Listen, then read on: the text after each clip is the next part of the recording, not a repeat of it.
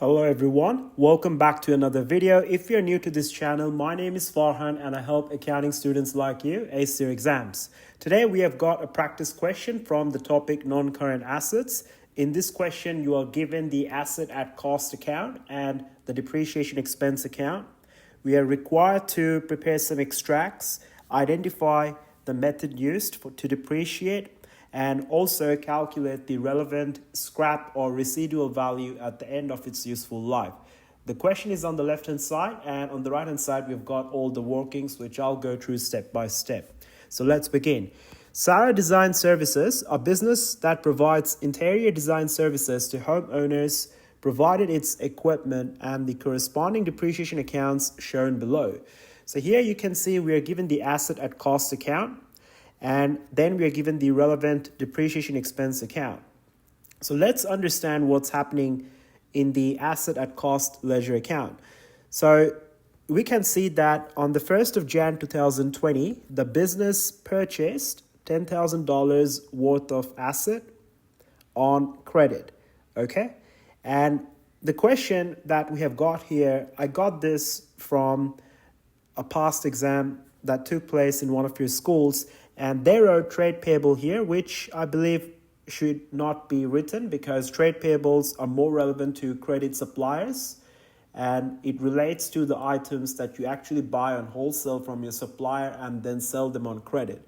I would say the correct account to record the purchase of an asset on credit would be to show it in the other payables account, which separates the trade payables, who are the credit suppliers, from the other payables that refer to any other categories of liabilities that you had arrangements with, okay? So on the 1st of Jan 2020, the business bought $10,000 worth of equipment on credit, all right? And that is the only asset that the business has purchased, which has been carried forward in the next financial year as well, 1 Jan 2021, and then again on 1 Jan 2022, okay? And then you've got the depreciation expense account. So we are given the depreciation expense for the first financial year ending 31 December 2020, which is $2,200. And again, we are given the depreciation expense for the next financial year ending 31 December 2021, which is again $2,200. All right, so same depreciation in both years. So the first part is to state whether the transaction on 1 Jan 2020 in the equipment account was a cash or a credit transaction. So we have already discussed this. So this was a credit transaction because we bought the equipment on credit. On 1 Jan 2020, the business purchased an equipment that costed $10,000, which was financed through a credit arrangement. All right. Part B is to state the method used to depreciate the equipment account. So you can see that the same depreciation is applied for the year ended 31 December 2021 and also for the year ended 31 December 2020 and 2021. So in both years, the depreciation amount is the same as $2,200. Therefore, we can confidently say that we are working with the straight line method. All right. Now, prepare an extract of the statement of financial position as of 31 December 2021 showing only the non-current assets section. So every time you show the non-current assets section, you want to show three separate numbers, which are the cost, the accumulated depreciation, and the net book value. So make sure to write the full words in exam, write accumulated and net book value, okay? So the asset that we're working with in this question is the equipment. And the only equipment that we have purchased so far is the $10,000 worth of equipment on 1 Jan 2020, right? Which has been used for the business operations throughout the entire 2020 and also throughout the entire 2021. The accumulated depreciation for this one equipment, which we have got in the business, is $4,400. Accumulated depreciation mainly refers to the total depreciation expense we have got so far since the day of purchase. So because we have purchased one asset on 1 Jan 2020 for $10,000, and at the end of 31 December 2020, we had recorded a depreciation expense of $2,200, followed by another depreciation expense recorded at 31 December 2021 of $2,200. So altogether, we have got a total or accumulated depreciation of $4,400, okay? And the net book value is simply the difference between the cost and the accumulated depreciation, so which is 10,000 minus 4,400, that gives us 5,600.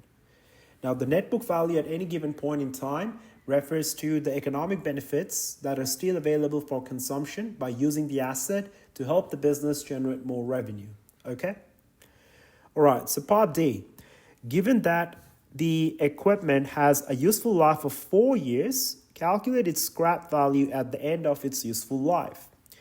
All right, so let's recall some numbers. First of all, the depreciation expense is $2,200. All right, so every year the equipment incurs $2,200 of depreciation expense, as you can clearly see in the ledger account.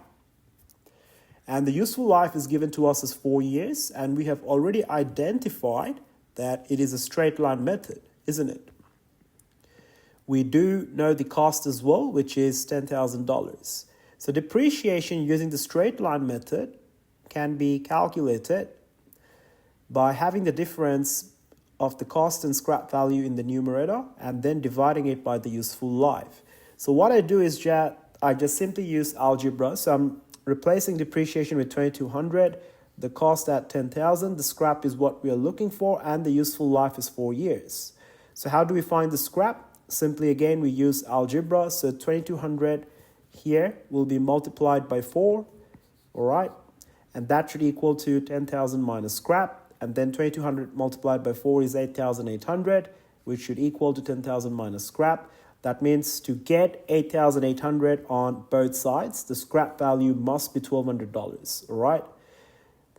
So the scrap value refers to the estimated price at which we can dispose this machine or sell this machine at the end of its useful life, all right? So that is what it simply means by the scrap value, which is also synonymous to residual value. Okay, so that's all for today's lesson. It is fairly short. Make sure to drop a like and subscribe to this channel and share this channel with your friends. And I'll be uploading new videos soon.